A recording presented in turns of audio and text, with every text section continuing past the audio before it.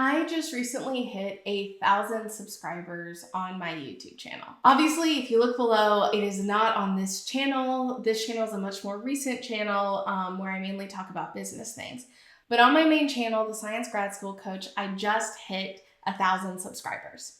So what I want to do is walk you through what my journey was to hit 1,000 subscribers and give you kind of tips that I've implemented that have been helpful and things and mistakes that I've made that have not been helpful in growing my channel. So today I want to walk you mainly through my analytics, and I want to show you how I was gaining subscribers, how slow it started for me in the beginning, and be able to move forward from there. The first video I published to this channel was on May 21st, 2020, which means it took me almost 1.5 years to hit 1,000 subscribers. So there were so many things that I could have done now looking back on it to be able to grow more quickly and reach more people. And so that's why I want to walk you through my journey and show you that from a hindsight perspective, what you should be doing now if you're not to 1,000 subscribers yet, so you can actually grow your channel. Now, I think this is so important to share because all of the other 1,000 subscriber videos out there generally come from lifestyle niches or other business channels. I don't see a lot of them that walk you through your analytics that really come from educational based channels that aren't about business. So in my case, this channel is all about coaching researchers and graduate students on how to complete their research with more confidence and less effort.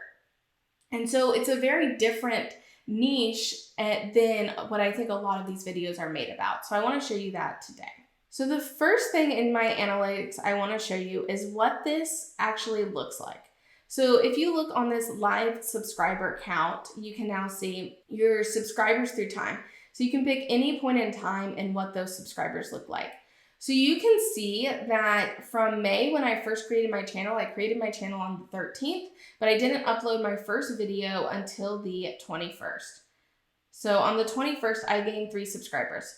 All of these 3 subscribers are either me or people I know. So this was not like my first day I gained a bunch of subscribers. Like these are all people that I know. I got barely any views. And you can see I stayed at 3 subscribers until July. So it took me 2 months to even start actually getting more subscribers than people that I knew. And even then, I don't even think this was really more subscribers than people I knew. I think I just started actually telling more people about it. I didn't actually start picking up subscribers until late July, where you can see that this starts going up more into the 20s and things. This is actually when I started picking up people that I didn't know as subscribers. And so the biggest difference right here is up until July, I did not promote a single one of my videos. I pressed submit and I just let it go. And I was like, well, why aren't people watching my stuff? But it was like nobody knew about my stuff. Like I didn't tell anyone. I didn't like post it on Facebook or Twitter or anything prior to this. In July, I found one Facebook group that I started posting in, and it was a group about academics and grad students. So it was a group that really resonated with what I was trying to do and that my work was actually helping them. So I only posted in that group through all of this time. I started gaining a little bit of subscribers here and there until October. And so in October is when I actually started creating searchable content. So I started thinking about what are the things that grad students and other researchers would be asking. And that's when I first started getting a decent increase in my channel, was I started creating more searchable content where my first contents were like, look at my house that I renovated when I was a postdoc and things like that. In all fairness, like all of these videos, almost all the way through this are just like the video production quality is just crap. Like I probably still don't make amazing video productions, but I actually started giving information that was helpful to people. Then December was when I really started taking off. So you're talking about 6 months before I even hit 100 subscribers, right? So that was 6 months of really not seeing a lot of growth within my channel before I started hitting 100 subscribers. And December was when I really started taking my channel seriously and I started just publishing a lot of videos that really answered questions that people would be asking. There's a video that I put out in December that's now my top performing video. I started doing a lot of versus videos in this time too, which started doing really well for me as well. And then we can see in January and February, there's this huge lull. In April, I started picking up again, so April and May. And then June through August is a lull. And then I really started picking up in September. And so September was when I finally got really searchable content down. I also started figuring out promotion on Twitter as well, and not just promotion into Facebook groups where I wasn't converting as many subscribers over. And you can see now I have 1,034 subscribers about a week after I actually hit the 1,000 subscriber mark. So this is really helpful to kind of look at this as a time. Everywhere you're going to have kind of an exponential pickup that's going to happen, and you're usually going to start out as really slow growth initially. And so that's what you can see here. It took me a really, really long time to grow. So what I want to show you now is actually looking at my subscribers per time. So if I go to subscribers over lifetime, I can, up here it says lifetime, and then what I'm going to do is have this line chart, but I'm going to make it a monthly. So I want to look at my subscribers per month. And then I'm going to come down here and hit total. And so you can see here, you can see in May, I gained a couple subscribers. I didn't gain any subscribers then till July when I started promoting again. And then it came down. And then I started, picking back up, making searchable content coming up, and then I drop off again. And then I started, making more searchable content, figuring out promotion strategies, drop off again. And then coming up here, I started really figuring out promotional strategies, really making a lot of searchable content. And you can see I've already gotten 99 subscribers, and it's not even midway through the month yet. So what are these lull periods here, right? Like I'm doing really well, and then I come back down. Doing really well, come back down. That's when I stop making videos. So I would probably start doing really well. I think in December, I uploaded 8 videos to my channel that were not shorts. I also did some shorts.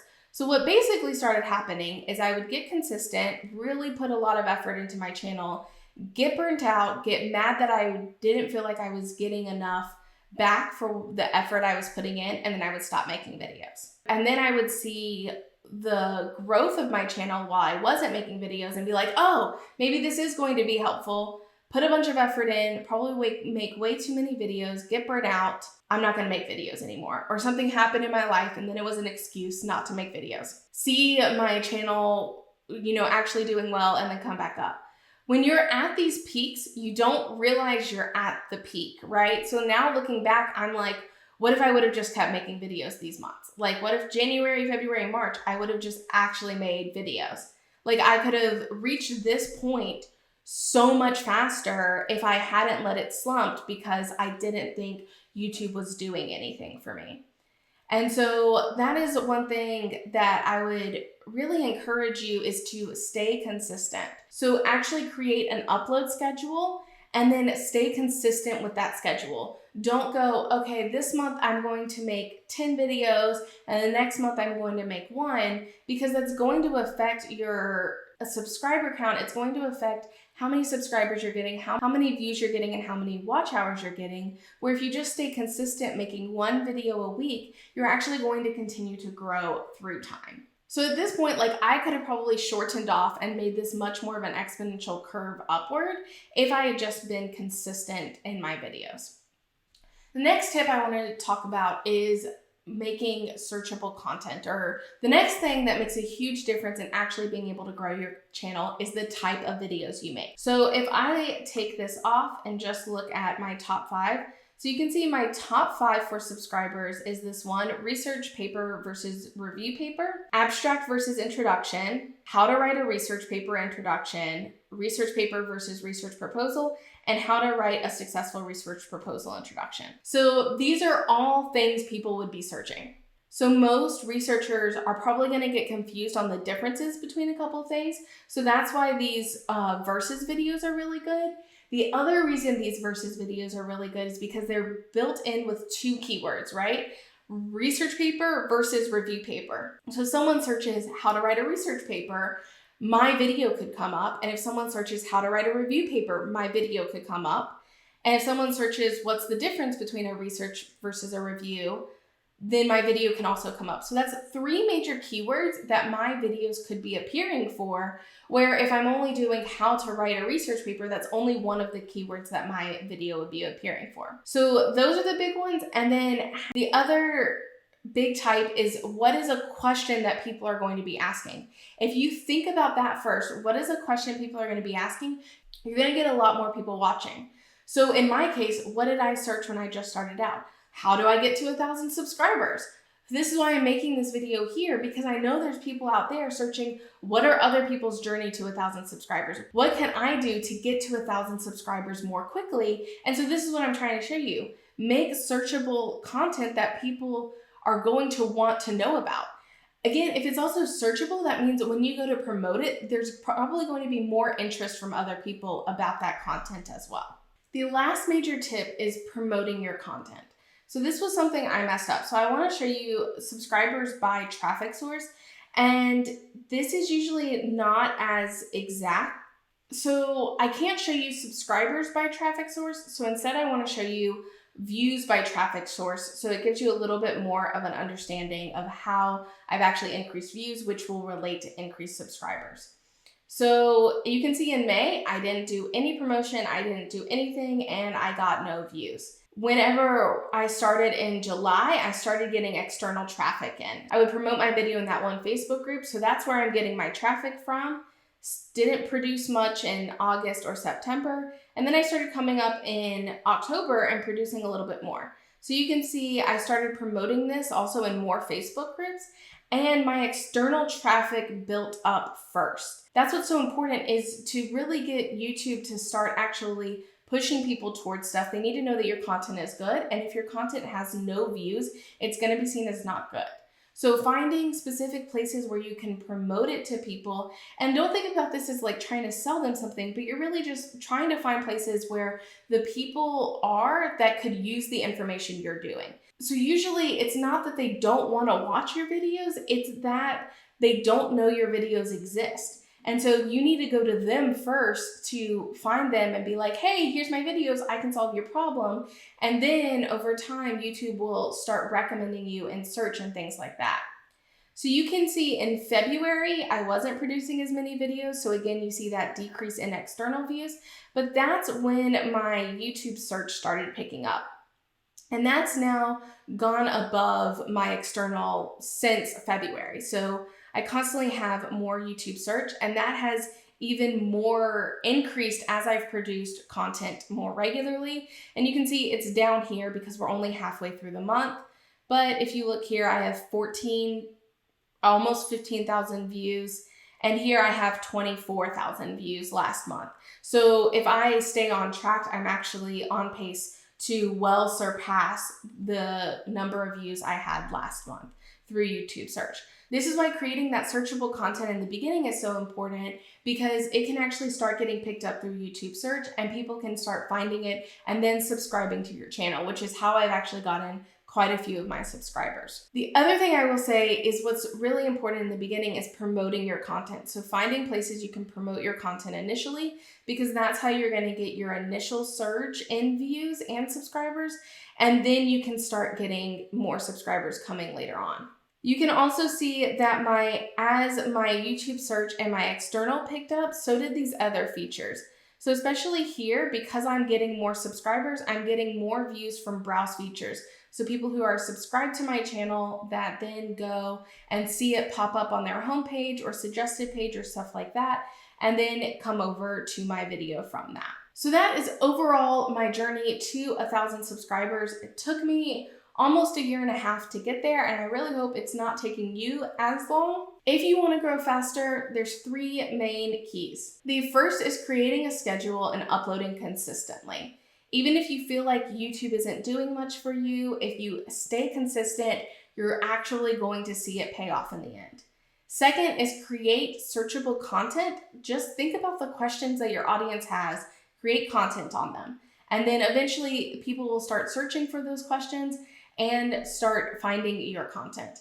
And then the third is to promote it. So once you have searchable content, promote it on platforms where your ideal audience is. This doesn't mean go join YouTube Facebook groups. Unless you're specifically talking about YouTube topics, don't go and join them. They're not going to help you. Go and join places where your people actually are and then share your content with them. I hope this was helpful for you on your YouTube journey. And if you're trying to build out your business and your content, download my content planner below. It's going to help kind of walk you through how to create that searchable content. As always, subscribe for more information about my journey and different tutorials for how I'm setting up my business and my content. And I look forward to seeing you in the next video.